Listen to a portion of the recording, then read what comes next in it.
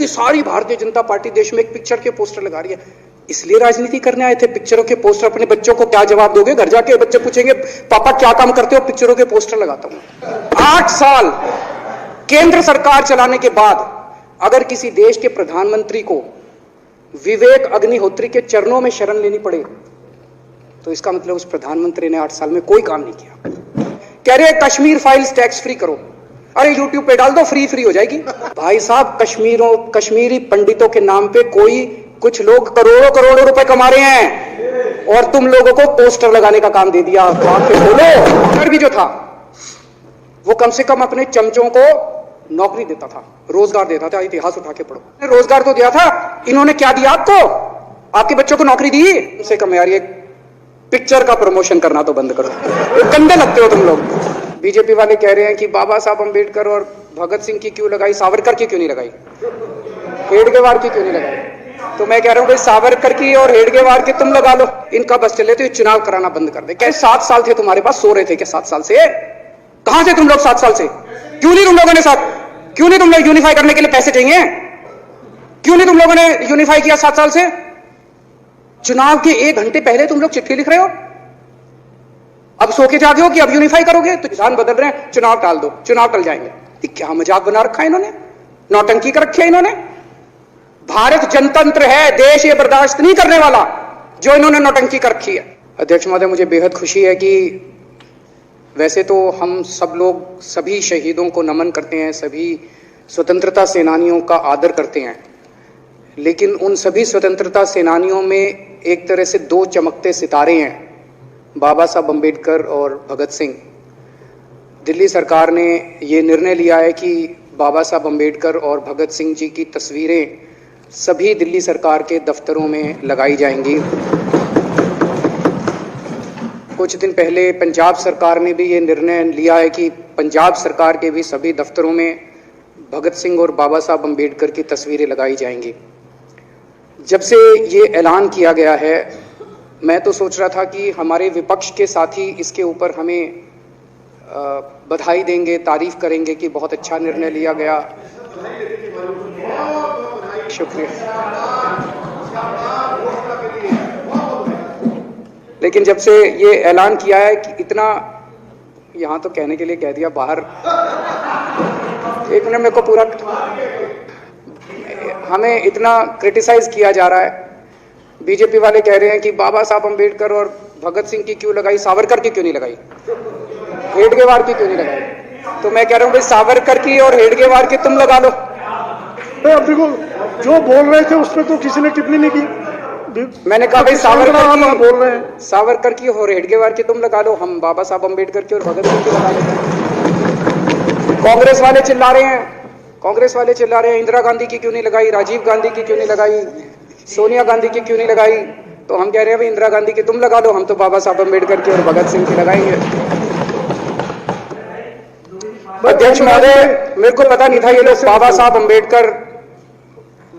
साहब अंबेडकर और भगत सिंह से ऐसी नफरत क्यों करते हैं सारे प्रतिपक्ष के लोग।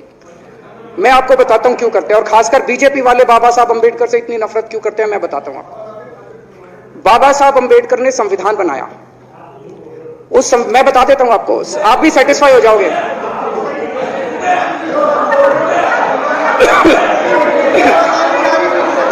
सुन के चले जाना। बाबा साहब का नाम सुनते ही वॉकआउट कर गए। बाबा साहब का नाम भी नहीं सुनना चाहते। बाबा साहब अंबेडकर का नाम सुनते ही सुन तो लो।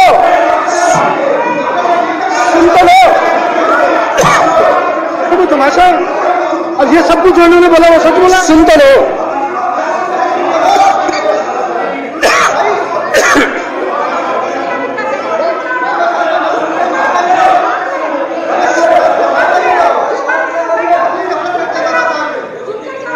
बाबा साहब अंबेडकर ने, सदस्यों से प्रार्थना कर रहा हूं, अध्यक्ष महोदय, बाबा साहब अंबेडकर ने, मुख्यमंत्री जी बोल रहे हैं, डिस्टर्ब ना करें प्लीज। नहीं, ये कोई तरीका? सत्य कौन बोल रहा था? सत्य क्या बिजुली जी ने बोला? सब अब बैठ जाइए। अब बाबा साहब अंबेडकर ने देश का संविधान बनाया। संविधान में लिखा उन्होंने कि भारत के अंदर जनतंत्र होगा। इस जनतंत्र के अंदर चुनाव होंगे, चुनाव में जनता वोट डालेगी। वोट डाल के जनता अपनी सरकार चुनेगी। वो सरकार लोगों के सपनों को पूरा करने के लिए काम करेगी। बीजेपी को ये पसंद नहीं है। बीजेपी नहीं चाहती चुनाव हो। बीजेपी चाहती है कि चुनाव खत्म हो जाए। चुनाव होने ही नहीं चाहिए। चुनाव गंदी बात है इनके हिसाब से। चुनाव गलत बात है इनके हिसाब से। एमसीडी के अंदर 15 साल इन्होंने जम के लूटा। लूटने के सारे दुनिया के रिकॉर्ड तोड़ दिए। गिनीज बुक वालों की मीटिंग चल रही है कि भारतीय जनता पार्टी का नाम आने वाला है गिनीज बुक के अंदर एमसीडी का और बीजेपी वालों का। शानदार इन्होंने परफॉर्मेंस किया है। 15 साल के अंदर इन्होंने लूटने में कोई कसर नहीं छोड़ी। लूटने के बाद जब जनता में त्राही त्राही मच गई, लोग दुखी हो गए 15 साल के इनके शासन के बाद, और जनता ने मन बना लिया कि इस बार इनको मजा चखाएंगे और गुस्सा जाहिर करेंगे। चुनाव आयोग ने ऐलान कर दिया कि हम आज शाम को 5 बजे 9 तारीख को 9 मार्च को शाम को 5 बजे आज चुनाव की डेट्स की घोषणा की जाएगी। 4 तारीख को प्रधानमंत्री के दफ्तर से फोन जाता है, चिट्ठी जाती है चुनाव कमिश्नर को, चुनाव रद्द कर दो। पूरी दुनिया के अंदर आज तक ऐसा नहीं होगा कि प्रधानमंत्री सीधे सीधे चुनाव कमिश्नर को फोन करके और चिट्ठी लिख के कहते हैं कि चुनाव रद्द कर दो। इसलिए ये नफरत करते हैं बाबा साहब अम्बेडकर से। ये कहते हैं बाबा साहब अम्बेडकर नहीं होता तो जनतंत्र नहीं होता इस देश के अंदर। कल एक बीजेपी का बड़ा नेता मिला, बोला जी मैंने तो अपने बीजेपी के बड़े नेताओं को बोल दिया ये चुनाव का चक्कर छोड़ो, एमसीडी में भी एनडीएमसी जैसा कर दो। मैंने कहा इसका क्या मतलब? वो बोले जैसे एनडीएमसी में चुनाव ही नहीं होते, एनडीएमसी में केंद्र सरकार नॉमिनेट कर देती है। बोले जी एमसीडी में भी यही हो जाना चाहिए। अध्यक्ष महोदय, इनका बस चलना इस देश के अंदर सारे राज्यों में और देश में चुनाव कराना बंद कर दें। इसलिए ये नफरत करते हैं, इसलिए बाबा साहब अंबेडकर से नफरत करते हैं ये लोग। बाबा साहब अंबेडकर चुनाव की प्रक्रिया रख के गए थे, इनका बस चले तो ये चुनाव कराना बंद कर दे। कह रहे हैं हम तीनों एमसीडी को यूनिफाई करना चाहते हैं। अरे 7 साल थे तुम्हारे पास, सो रहे थे क्या 7 साल से? कहां थे तुम लोग 7 साल से? क्यों नहीं तुम लोगों ने क्यों नहीं तुम लोग यूनिफाई करने के लिए पैसे चाहिए? क्यों नहीं तुम लोगों ने यूनिफाई किया 7 साल से? चुनाव के 1 घंटे पहले तुम लोग चिट्ठी लिख रहे हो। अब सो के जागे हो कि अब यूनिफाई करोगे? तो यूनिफाई नहीं करना, चुनाव टालने हैं, क्योंकि हार रहे हैं। मेरी हाथ जोड़ के विनती है, हार जीत लगी रहती है। कभी ये पार्टी हारती है, कभी वो पार्टी हारती है, कभी आज बीजेपी हारती है, कभी आम आदमी पार्टी भी हारती है, कभी कांग्रेस हारती है। देश बड़ा है, देश की सोचो। आज आम आदमी पार्टी है, कल आम आदमी पार्टी हो सकता है ना हो। आज बीजेपी है, कल बीजेपी हो ना हो। आज केजरीवाल है, कल केजरीवाल नहीं होगा। आज मोदी जी हैं, कल मोदी जी नहीं होंगे। कोई बड़ा नहीं है, देश बड़ा है, मुल्क बड़ा है, कौम बड़ी है, समाज बड़ा है। देश को नहीं झुकने देना, देश को नहीं टूटने देना, देश को नहीं किसी भी हालत में देश पे आंच नहीं आनी चाहिए। ये लोग देश के साथ खिलवाड़ कर रहे हैं, ये लोग संविधान के साथ खिलवाड़ कह रहे हैं। हम यूनिफाई करना चाहते हैं। इन्होंने एक चिट्ठी लिख दी चुनाव आयोग को कि हम तीनों एमसीडी को यूनिफाई कर रहे हैं, इसलिए चुनाव टाल दो। चुनाव आयोग ने चुनाव टाल दिया। कल को दिसंबर में गुजरात के चुनाव हो रहे हैं। अब जनता कह रही है ये गुजरात हारेंगे।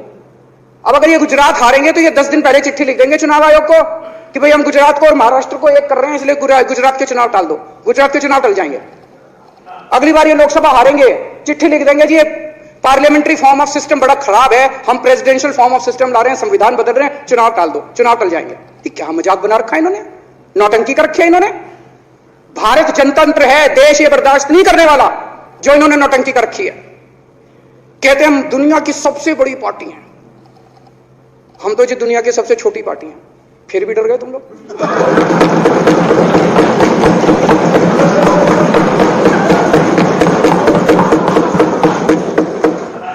दुनिया की सबसे बड़ी पार्टी दुनिया की सबसे छोटी पार्टी से डर के भाग गई। क्या कायर हो यार। हिम्मत है तो चुनाव लड़के दिखाओ बीजेपी वालों, मान जाएंगे तुम। हिम्मत है तो चुनाव लड़के दिखाओ। कहते हैं 56 इंच का सीना है, नहीं तो मान लो 56 इंच का सीना नहीं है, नहीं तो मान लो कुर्ते के नीचे 56 इंच का सीना नहीं है, झूठ है ये। कल मैंने देखा, आपको भी बुरा लगा, मैं आपके कमरे में जब चाय पीने आया, आपने मेरे साथ अपना दुख शेयर किया कि जब एलजी साहब ने भाषण शुरू किया, ये सारे खड़े हो गए नारे लगाने। क्या कश्मीर फाइल्स टैक्स फ्री करो, और पीछे से 2 जने कह रहे थे दारू की दुकानें बंद करो। अब इनको भी नहीं पता आज नारे किस चीज के लगाने। ऊपर से आया तो था ऊपर से आया तो था, तो 2 जने कह रहे थे दारू की दुकान बंद करो, आगे वाले कह रहे थे कश्मीर फाइल्स टैक्स फ्री करो, फिर दूसरे वाले ने कहा आज कश्मीर वाला नारा लगाना है। तो जैसे रैलियां होती हैं उसमें कुछ टीवी वाले माइक लगा देते हैं, कि हाँ जी किस लिए आए हो, तो वो यूं यूं देखता है किस लिए।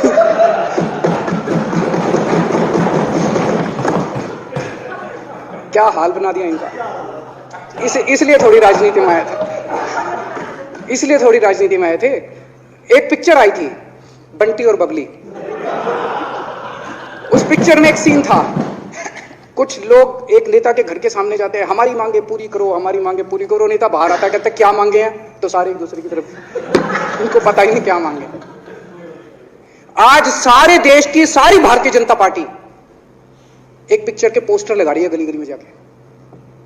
पूरी सारी भारतीय जनता पार्टी देश में एक पिक्चर के पोस्टर लगा रही है। इसलिए राजनीति करने आए थे, पिक्चरों के पोस्टर। अपने बच्चों को क्या जवाब दोगे? घर जाके बच्चे पूछेंगे पापा क्या काम करते हो, पिक्चरों के पोस्टर लगाता हूं।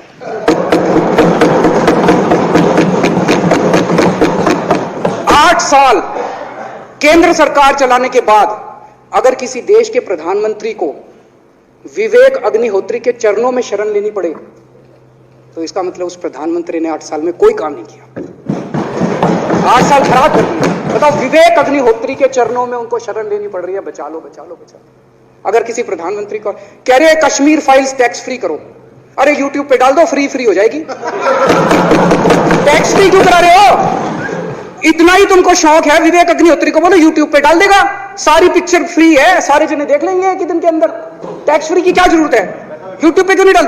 कल एक मैंने अखबार में पढ़ा, हरियाणा के अंदर एक भारतीय जनता पार्टी का एक एमएलए था, उसने कहा आज मैं पार्क के अंदर इसकी फ्री स्क्रीनिंग करूंगा। तुरंत विवेक अग्निहोत्री का ट्वीट आया खट्टर साहब के, खट्टर साहब देखो ये फ्री में कर रहा है, इसको बोलो टिकट लेके करेगा। भाई साहब, कश्मीरी पंडितों के नाम पे कोई कुछ लोग करोड़ों करोड़ों रुपए कमा रहे हैं, और तुम लोगों को पोस्टर लगाने का काम दे दिया। बोलो क्या कर रहे हो तुम लोग? वो करोड़ों कमा गया, कश्मीरी पंडितों के नाम पे करोड़ों कमा गया, और तुम लोग पोस्टर लगाते रह गए। क्या हाल बना दिया तुम लोगों का यार। आंखें खोलो तुम लोग। भेड़ बकरियों की तरह हाँक रखा है पूरे बीजेपी वालों को, भेड़ बकरियों की तरह हाँक रहे हैं। एक दिन बोले 3 का कृषि कानून लेके आए हैं, बहुत शानदार है, और फिर नीचे मैसेज आया भी सारे जने तारीफ करो मोदी जी की। सारे बोले वाह मोदी जी वाह, क्या मास्टर स्ट्रोक है। और मेरे को याद है इसी सदन के अंदर इन लोगों ने उन 3 कानूनों की खूब तारीफ की थी, बोले क्या मास्टर स्ट्रोक है और क्या शानदार कानून लेके आए। 1 साल के बाद फिर आया, वे 3 कानून वापस ले लिए, बोलो फिर तारीफ करो मोदी जी की, भाई कानून बेकार थे मोदी जी। क्या इसी सदन के अंदर इन लोगों ने इतनी बेशर्मी, दिमाग पे ताला लगा रखा, इन्होंने कहा वाह मोदी जी वाह, क्या 3 कानून खराब थे आपने वापस ले लिया, देश को बचा लिया। क्या मास्टर स्ट्रोक, ये क्या हाल बना दिया आप लोगों का यार। फिर थोड़े दिन बाद बोले भाई दारू की दुकानों के खिलाफ करो, फिर सारे जने दारू की दुकान बंद करो, दारू की। अब दारू ठीक हो गई दिल्ली में, आजकल तो शोर नहीं करते तुम लोग। अब कश्मीर फाइल आ गई, पहले कृषि कानून, रोज काम दे रखा है तुमको, कुछ ना कुछ ऊपर से आ जाता है, काम दे रखा है। अब दारू की दुकान है। मेरा एक ही निवेदन है मेरे बीजेपी के साथियों से, आप तो अपने ही हो, आप तो सब अपने, मेरे छोटे भाई बड़े भाई विदुरी साहब तो बड़े भाई है मेरे, आप तो सारे अपने हो यार। थोड़ा सा देश के बारे में सोचो यार, थोड़ा देश के बारे में सोचो। हिटलर भी जो था वो कम से कम अपने चमचों को नौकरी देता था, रोजगार देता था। इतिहास उठा के पढ़ो, उसने रोजगार तो दिया था। इन्होंने क्या दिया आपको? आपके बच्चों को नौकरी दी, आपके घर में कोई खाने पीने का इंतजाम करा, आपकी बिजली का इंतजाम करा। केजरीवाल काम आता है आपके भी घर की बिजली फ्री कर रखी है। दिल्ली के 12 लाख बच्चों को नौकरी दी है मैंने, स्कूल ठीक कर दिए, अस्पताल ठीक कर दिए। आपके घर में कोई बीमार हो, केजरीवाल दवाई पहुंचाता, मोदी दवाई नहीं पहुंचाता। केजरीवाल काम आया। मैं बीजेपी के सारे कार्यकर्ताओं से कहना चाहता हूं, थोड़ा सा दिमाग खोलो। बीजेपी के सारे सपोर्टर्स को कहना चाहता हूं, थोड़ा सा दिमाग खोलो। ये भेड़ चाल बंद करो, भेड़ बकरियों की तरह हाँक रहे हैं ये आपको, ये सब बंद करो। दिमाग खोल के सारे जने बीजेपी छोड़ के आम आदमी पार्टी में आ जाओ।